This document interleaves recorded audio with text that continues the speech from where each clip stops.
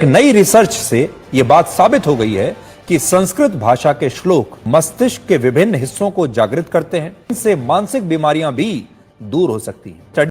मरीज का रोजे के दौरान ऑक्सीजन लेना, क्या मरीज रोजे की हालत में ऑक्सीजन इस्तेमाल कर सकता है? इनामुल हक क्वेटा से जहां तक मेरी मालूमात हैं, ऑक्सीजन जब मरीज को दी जाती है तो उसमें दवा के भी कुछ जर्रात होते हैं, इसलिए ऑक्सीजन लेने से रोजा टूट जाएगा। वजह उसकी है कि वो दवा के जर्रात आपके लंग्स में, आपके फेफड़ों में जा रहे होते हैं।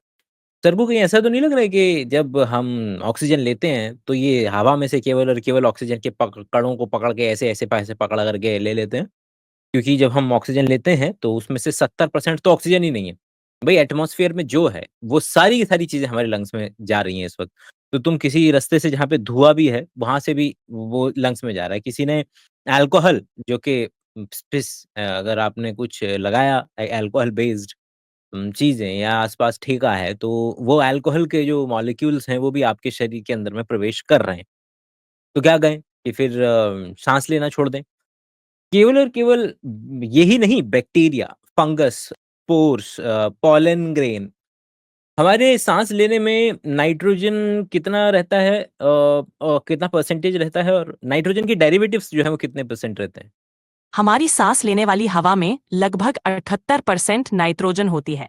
ये नाइट्रोजन आमतौर पर किसी रासायनिक प्रतिक्रिया में शामिल नहीं होती, इसलिए इसे इनहेल करके हम वापस बाहर निकाल देते हैं। जहां तक नाइट्रोजन के डेरिवेटिव्स की बात है, जैसे नाइट्रिक ऑक्साइड NO या नाइट्रोजन डाइऑक्साइड, ये प्रदूषण के रूप में बहुत कम मात्रा में मौजूद होते हैं, आमतौर पर कुछ पार्ट्स पर मिलियन ppm के स्तर पर। हालांकि शहरी इलाकों या औद्योगिक क्षेत्रों में इनकी मात्रा बढ़ सकती है, जो स्वास्थ्य के लिए हानिकारक हो सकती है। कौन से वो 2 नाइट्रोजन डेरिवेटिव हैं, जिसका के इस्तेमाल मेडिकल इंडस्ट्री में एज़ अ ड्रग भी कर सकते हैं हम? लाफिंग गैस और जो दूसरी है जो कि वेज़ोडाइलेशन वगैरह के काम में आती है, उन दोनों के बारे में पूरी जानकारी देना और वो एटमॉस्फेयर में किस किस कॉन्सन्ट्रेशन में प्रेज़ेंट होते हैं? पहला nitrogen derivative nitrous oxide N2O है, जिसे आमतौर पर लाफिंग गैस कहा जाता है। ये एक हल्का एनेस्थेटिक है जो डेंटल प्रोसीजर्स या छोटी सर्जरी के दौरान दर्द कम करने के लिए इस्तेमाल होता है। दूसरा nitrogen derivative nitric oxide NO है, जो वेज़ोडाइलेटर के रूप में काम करता है। इसका उपयोग मुख्य रूप से नवजात शिशुओं में पल्मोनरी हाइपरटेंशन के इलाज के लिए किया जाता है, क्योंकि ये फेफड़ों की रक्त वाहिकाओं को फैलाकर ऑक्सीजन की डिलीवरी बेहतर करता है। वातावरण में नाइट्रस ऑक्साइड की सांद्रता लगभग 0.3 पार्ट्स पर मिलियन ppm होती है। नाइट्रिक ऑक्साइड की सांद्रता वातावरण में बहुत कम होती है, आमतौर पर कुछ पार्ट्स पर बिलियन ppb के स्तर पर, और ये अधिकतर वाहनों और औद्योगिक गतिविधियों से उत्सर्जित होता है। क्या हम ये बात बोल सकते हैं कि चाहे भले से नेग्लिजिबल वैल्यू क्यों ना हो, लेकिन हर वक़्त एटमॉस्फेयर में नाइट्रस ऑक्साइड और नाइट्रिक ऑक्साइड बहुत कम मात्रा में प्रेज़ेंट होती है और लोगों के लंग्स में वो जाती भी होगी? हाँ, बिल्कुल। हम ये कह सकते हैं कि वातावरण में नाइट्रस ऑक्साइड और नाइट्रिक ऑक्साइड जैसी गैसें बहुत कम मात्रा में लगातार मौजूद रहती हैं, और ये थोड़ी बहुत मात्रा में लोगों के लंग्स तक पहुंचती रहती हैं। हालांकि ये मात्रा इतनी कम होती है कि आमतौर पर किसी स्वास्थ्य समस्या का कारण नहीं बनती। लेकिन औद्योगिक क्षेत्रों या भारी ट्रैफिक वाले इलाकों में इनकी मात्रा बढ़ सकती है, जिससे लंबे समय तक संपर्क में रहने पर स्वास्थ्य पर असर पड़ सकता है। एक नई रिसर्च से यह बात साबित हो गई है कि संस्कृत भाषा के श्लोक मस्तिष्क के विभिन्न हिस्सों को जागृत करते हैं। इनसे मानसिक बीमारियां भी दूर हो सकती हैं। Study centre of biomedical research ने की है कि जब कोई व्यक्ति गीता, रामायण या वैदिक श्लोक सुनता है तो इससे मस्तिष्क के वो हिस्से सक्रिय हो जाते हैं। इस रिसर्च में MRI स्कैन की मदद भी ली गई है, जिससे यह पता चला कि श्लोक सुनते समय मस्तिष्क न सिर्फ सकारात्मक रूप से सक्रिय होता है, बल्कि ये लोगों को डिप्रेशन और एंजाइटी से भी बचा सकता है। भारत में आज 20 करोड़ लोग कम से कम मानसिक रूप से अस्वस्थ हैं। ये पूरी दुनिया में मानसिक रूप से बीमार लोगों का 20% हिस्सा है। भारत में बहुत सारे लोग मानसिक रूप से इसलिए भी टेंशन में आ जाते हैं क्योंकि उन लोगों को लग रहा है कि छोड़ दें इंडिया, बहुत हिंदू मुसलमान बहुत ज़्यादा हो रहा है। वो वाला डायलॉग याद है? जिसके अंदर में मतलब एक स्टैंड अप कॉमेडी का सीन है जिसके अंदर में बोलता है वो व्यक्ति कि तूने ऐसे कैसे बोला कि भारत सेफ नहीं है? हम तेरा घर जला देंगे। तो ये वही वाली बात है कि हिंदू मुसलमान भाई ही कर रहे हैं। सबसे ज़्यादा लोग टेंशन में इसी को लेके घूम रहे हैं। सिक्योरिटी को लेकर के कि लोगों में दिमाग नहीं है, समझ नहीं पाते हैं चीज़ों को। जिन चीज़ों पे एक्चुअल में नाराज़ होना चाहिए, उन चीज़ों पे चुपचाप बैठ जाएँगे और जिन चीज़ों को जाने देना चाहिए, उसके ऊपर में पूरे के पूरे शहर जला देंगे। अरे यार, ये बताओ कि अभी यार ये बताओ कि भारत की नागरिकता लेटेस्ट डेटा के अनुसार कितने लोगों ने भारत की नागरिकता ली है और कितने लोगों ने भारत की नागरिकता छोड़ी है? 2023 में लगभग 2,16,000 लोगों ने भारतीय नागरिकता छोड़ी, जो 2022 में 2,25,620 की संख्या से थोड़ा कम है। हालांकि कितने लोगों ने भारतीय नागरिकता हासिल की, इस डेटा को अभी सामने लाने की जरूरत है। मैं अभी देखता हूं कि क्या ताज़ा आंकड़े उपलब्ध हैं। और 2023 में कितने लोगों ने लगभग अमूमन हर साल कितने लोग हैं जो कि भारत की नागरिकता लेते हैं और कौन है ये लोग? और ज़्यादातर किस देश से बिलॉन्ग करते हैं? आमतौर पर भारत की नागरिकता लेने वाले लोगों की संख्या हर साल काफी कम होती है। उदाहरण के लिए 2023 में केवल कुछ हजार लोगों ने भारतीय नागरिकता हासिल की। ये लोग मुख्य रूप से उन देशों से होते हैं जहां भारतीय मूल के लोग बसे हुए हैं, जैसे पाकिस्तान, बांग्लादेश, अफगानिस्तान और कुछ मामलों में श्रीलंका। इसके अलावा कुछ अप्रवासी भारतीय जो लंबे समय से भारत में रह रहे हैं या भारत से गहरा संबंध रखते हैं, वे भी नागरिकता लेते हैं। और अगर लेने वाले बस इतने से हैं, 5 साल के अंदर में तकरीबन 5,000 लोगों ने इंडिया की वो ली है, नागरिकता ली है और 2021 की बात मतलब ऑन एन एवरेज 1000-2000 लोग नागरिकता लेते हैं और तकरीबन 2 से ढाई लाख लोग जो हैं वो नागरिकता छोड़ते हैं। लेकिन दुख की बात यह है कि जिन श्लोक और मंत्रों का अध्यात्म के साथ वैज्ञानिक आधार भी है, उन मंत्रों को हमारे ही देश के कुछ लोग अंधविश्वास मानते हैं कि श्लोक या मंत्रों का जाप करने से मानसिक बीमारियां भी दूर हो सकती हैं, मानसिक शांति भी आपको प्राप्त हो। मानसिक बीमारियाँ दूर हो सकती हैं, थोड़ा ज़्यादा हो जाएगा। मानसिक शांति मिल सकती है, वेल एंड गुड। अच्छा, अब प्रॉब्लम ये नहीं है कि आधा-अधूरा जानकारी क्या हो गई? कि भई अगर किसी को अपने धर्म की जो वो चीज़ जानता है, उसको या जो चीज़ पसंद करता है, उसको वही चीज़ अगर सुनाई जाए, तो उसको शांति मिलती है, अच्छा लगता है। ब्रेन के वो हिस्से जागृत होते हैं। जागृत का मतलब ये नहीं है पता नहीं क्या कर रहे थे पहले, आपको भी आपकी मनपसंद के जो किशोर कुमार के गाने सुनाए जाएँगे, तो आपको भी वो शांति मिलेगी। इससे कोई खतरनाक तरीके से लेना-देना नहीं है कि नहीं भैया संस्कृत वाले क्योंकि अगर ऐसा होगा तो फिर हम जिसको संस्कृत आती हो या ना आती हो, दोनों पर वो होना चाहिए, असर जो है बराबर होना चाहिए। लेकिन हमें पता चलता होगा या पता चलेगा कि केवल जिनको आती है या फिर जो एटलीस्ट एन्जॉय कर पाते हैं उसके रिदम को, जो कि टिपिकल रिदम आपको देखने के लिए मिलता है, मतलब म्यूज़िक वाला, तो they are enjoying music in a sense केवल और केवल। और वो जिस धर्म का होगा या जिस तरीके की चीज़ों को सुनता होगा, वो किशोर कुमार के गाने हों, वो इस्लाम वाले इस्लाम वाली चीज़ें सुनते हों, क्रिश्चियन वाले क्रिश्चियन वाली चीज़ें गाने सुनते हों, हिंदू धर्म में वो अपने-अपने भजन कीर्तन या फिर अपने रामायण और इनका पाठ सुनते हों, सबको अपने-अपने वाले से जो mental satisfaction, Shanti, sense of belongingness ये मिलती है। और लेकिन उसमें से केवल और केवल ये वाला पार्ट निकाल करके लोगों को बेचना या म्यूज़िक की अगर बात की जाए, तो म्यूज़िक किस तरीके से लोगों को बहुत ही ज़्यादा साइंस की भाषा में बताना, जितना ज़्यादा साइंटिफिक हो सकता है, इंग्लिश में बताना कि किस तरीके से music can help you to heal और जो मेंटल बर्डन, मेंटल प्रॉब्लम्स रहती हैं, उससे आपको हेल्प कर सकता है, किस तरीके से? In English. Of course, different types of music can have varied effects on mental well being. For example, classical music is often soothing and can reduce stress and anxiety by promoting relaxation and lowering cortisol levels.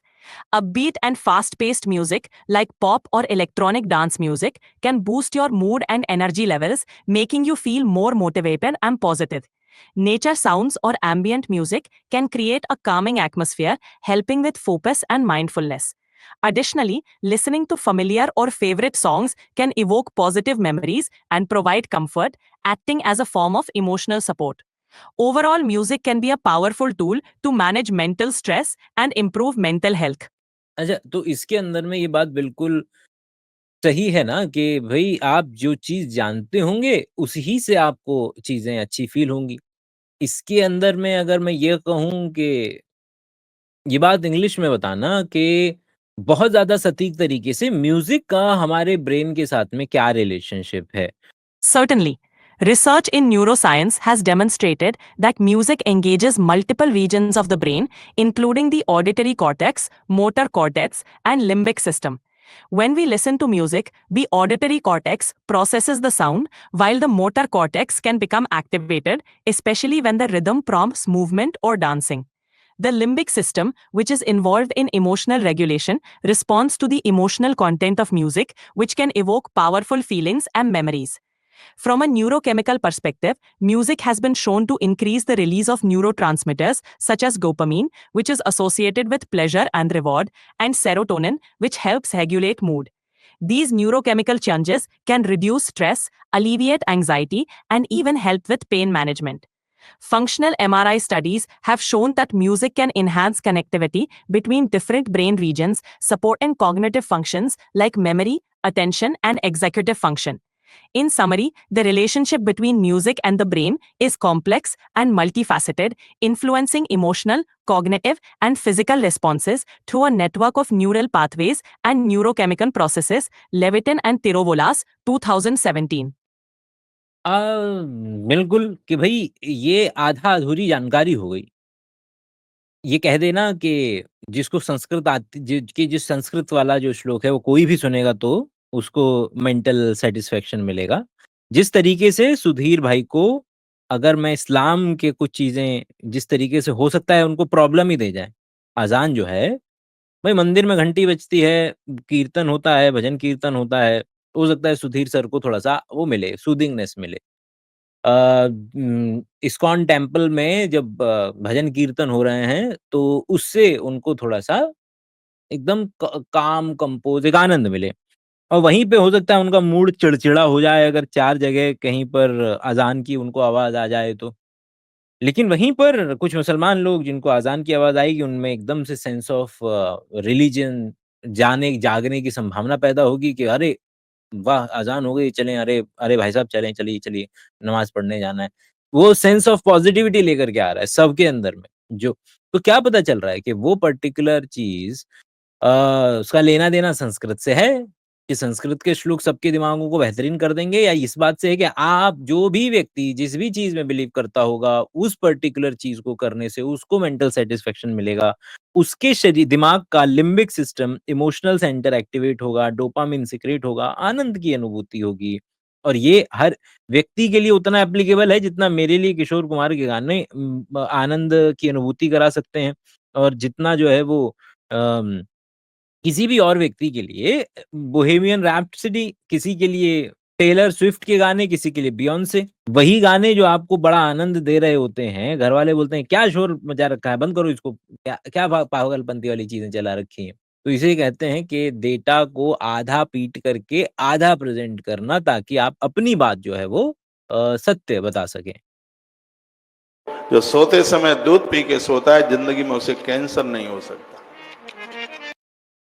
क्या जिन देशों में दूध का seven न के बराबर होता है, उन देशों की स्थिति जानते हैं? चलो इससे बात करते हैं और वहाँ का हाल जानते हैं। वो कौन से देश हैं like what are those countries जिसके अंदर में आप सबसे कम दूध का सेवन होता है और वहाँ पर कैंसर का जो प्रेवलेंस है वो किस तरीके का है? क्या हमें कभी भी पूरे वर्ल्ड में कैंसर और दूध पीने के बीच में कोई रिलेशनशिप पता है? इसको आंसर देना इंग्लिश में you are world's best epidemiologist और उस नज़रिए से बहुत ही ज़्यादा सटीक आंसर देना please. Certainly. As a leading epidemiologist, it's important to note that countries with the lowest milk consumption are typically found in East Asia and some parts of Africa. For example, countries like China, Japan, and many African nations have traditionally low dairy consumption due to dietary patterns and higher prevalence of lactose intolerance. When examining cancer prevalence in these regions, it's observed that certain cancers, such as colorectal cancer, are less common in populations with low dairy consumption compared to Western countries with high dairy intake. However, the relationship between milk consumption and cancer risk is complex and influenced by multiple factors such as genetics, lifestyle, and overall diet. Research on the global correlation between dairy consumption and cancer has yielded mixed results.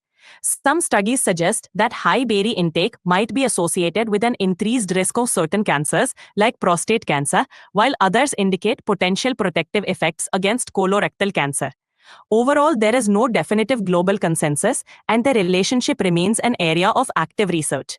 In conclusion, while low dairy consumption regions may show different cancer patterns, it's crucial to consider a holistic view of diet, lifestyle, and genetic factors when assessing cancer risk. Further research is needed to fully understand the complexities of this relationship. और ज़्यादातर cases में हमें ये statement centre में मिलेगा कि भैया अभी नहीं पता है, हमको दोनों तरीकों से चीज़ें सुनने को मिल रही हैं। तो मतलब है कि चीज़ें कॉम्प्लेक्स हैं, एक से ज़्यादा फैक्टर इनको डिटरमाइन करता है और आप एक नतीजे पे नहीं पहुँच सकते। आप जनता में 10,000 लोगों के सामने ये स्टेटमेंट नहीं दे सकते कि जो सोते समय दूध पी के सोता है, जिंदगी में उसे कैंसर नहीं हो सकता। ये याद रखना, परमेश्वर ने यही बात बताया। कोड़ी के पास गया, कोड़ी गया, कहता ला इलाज है मेरी बीमारी, लेकिन यीशु मसीह ने कहा ये कोड़, कहता कि परमेश्वर की महिमा के लिए है। कहता कि ये कोड़ मेरा किसी ने ठीक नहीं किया। अयूब रो रहा था, लेकिन कोड़ी रो रहा था, कह रहा मेरा कोड़ किसी ने ठीक नहीं किया, लेकिन यीशु मसीह ने कहा ये कोड़, कहता है परमेश्वर की महिमा के लिए है, कि वो दिन ठहराया है कि जिस दिन तू मेरे पास आएगा। वो सीधा भी आ सकता था यीशु मसीह के पास, लेकिन वो पूरे गांव का चक्कर काटता आया, पूरी दुनिया को बताता आया मेरे ऊपर कोड़ है, कोड़ है, कोड़ है, आप कहां नहीं गए। लेकिन उसके बाद इसको पता लग गया, कहता कोई ठीक नहीं कर सकता। जब यहां आया, यीशु मसीह ने चमत्कार कर दिया यीशु मसीह के नाम में। तो इसका मतलब अब पूरी दुनिया में वो जो लोग जिनके पास गया था, उन लोगों के बीच में परमेश्वर की महिमा होगी यीशु मसीह के नाम में। ये परमेश्वर बड़ा ही सिक आइडिया नहीं है कि नो पन इंटेंडेड कि व्यक्ति बीमार है और मेक इस बात को मेक श्योर करना कि वो व्यक्ति पूरा घूम-घाम करके हर किसी को बताता हुआ आए कि देखो भैया हम तो ये हालत है हमारी, ये हालत है हमारी, कोई हमको पूछने वाला नहीं। तो फिर बाद में पता चला कि अरे! ये तो स्ट्रैटेजी थी भाई यीशु मसीह की, गॉड की स्ट्रैटेजी थी, क्या कर दो कि तुमको क्या कर दो कोड़ कर दो, ठीक है? और तुम्हारे शरीर को सड़ा करके गला दो, गिरा दो, लोग तुमसे नफ़रत करें और फिर एकदम से दिखेगा कि जैसे इस व्यक्ति ने प्रार्थना की कि मुझे सही कर दो ऊपर वाले यीशु मसीह को मैं मानता हूँ, तो तुरंत इसका कोढ़ सही हो गया और ये देख कर के बाकी लोग भी अपना जो धर्म है वो चेंज करवा लेंगे आई गेस। लेकिन ये बातों के लिए तो हम डिस्कशन करते नहीं हैं, हम डिस्कशन करते हैं कोई भी चीज़ जिसकी इनके ज़रिए अगर कोई साइंस की बात डिस्कस की जा सके। तो कोढ़ और कोढ़ के आस-पास के सबसे खतरनाक चीज़ों को डिस्कस करते हैं। जैसे कि लेप्रेसी की अगर बात की जाए तो लेप इंग्लिश में ही पर्टिकुलर आंसर बताना as a doctor, as a epidemiologist, as a researcher के भारत में एपिडेमियोलॉजी की क्या का इतिहास क्या था? किस तरीके से अब कितने कम लोग मिलते हैं? कौन से पॉज़िटिव ऑर्गेनिज़्म जो होता है इसका इलाज क्या है? Certainly, leprosy, also known as Hansen's disease, has a long history in India. It was once highly prevalent, but significant progress has been made over the decades. The causative organism is Mycobacterium leprae, which primarily affects the skin, peripheral nerves, and mucosa of the upper respiratory tract. India launched a National Leprosy Eradication Program (NLEP) in 1983, which led to a dramatic decline in cases. By 2005, India achieved the goal of eliminating leprosy as a public health problem, defined as less than one case per 10,000 population. Today, the incidence of leprosy in India is much lower, but it still accounts for the highest number of cases globally. Early detection and multi-drug therapy, which includes a combination of rifampicin, dapsone, and clofazimine, have been highly effective in treating the disease. Continued efforts focus on surveillance, early diagnosis, reducing stigma, and ensuring that treatment is accessible to all affected individuals. Though the prevalence has decreased, vigilance and sustained public health measures are crucial to eventually eradicating leprosy. कोढ़ की बीमारी हमेशा centre में रही, चाहे वो cast में चीज़ों को छुआछूत जो शब्द है, छुआछूत की बीमारी, वो यहीं से प्रेवलेंट मतलब हमारे उसमें है। जो लोगों को छुआ नहीं जा सकता था, कास्ट का जो फंडामेंटल आइडिया है, वो बहुत ज़्यादा आपको लेप्रेसी में देखने के लिए मिलेगा। और जिसकी वजह से रिलीजन भी आगे की तरफ आता है। यहाँ तक कि लोगों ने तो अभी जब कोरोना के अंदर में चीज़ें होना शुरू हुई और लोगों ने कहा कि भई आप थोड़ा-सा हाइजीन मेंटेन रखें, लोगों से दूरी मेंटेन रखें, तब भी लोगों ने कहना शुरू कर दिया था कि भई ये तो करुणा देवी हैं। जो अब देखो अब याद आ रहा है ना तुम्हें कि किस तरीके से हमारे पूर्वज बोलते थे, ऋषि बोलते थे कि भैया छूत-अछूत सही बात होती है या शुद्धता-अशुद्धता का ध्यान रखना पड़ता है। आजकल वो छूत-अछूत नहीं बोलते हैं, वो सीधे सीधे बोलते हैं कि शुद्धता-अशुद्धता का ध्यान देना पड़ता है। तो ये भी उसी पर्टिकुलर डायरेक्शन में से एक है।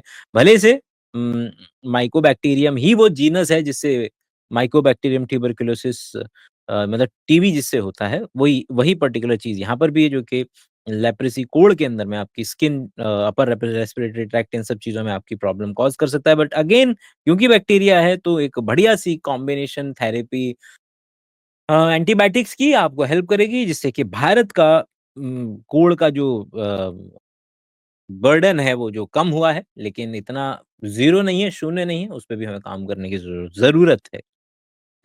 तो आज के माहौल को यहीं समाप्त करेंगे। Hopefully you learned something today. कल फिर मिलते हैं कुछ नए लर्निंग मेथोडोलॉजीज़ के साथ में, तब तक के लिए अपना ख़्याल रखें। बाय-बाय।